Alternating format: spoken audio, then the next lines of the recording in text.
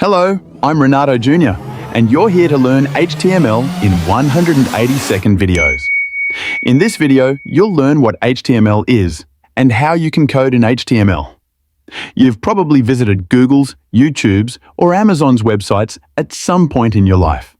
These amazing sites you see on the internet are built using various technologies, and HTML is one of them. HTML stands for Hypertext Markup Language. It's like a big instruction book that tells the computer how to display things on the screen.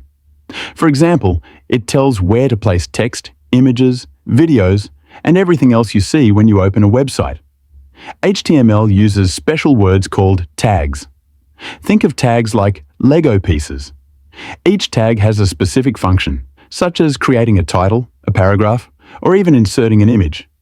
And you'll combine all these pieces to build a website.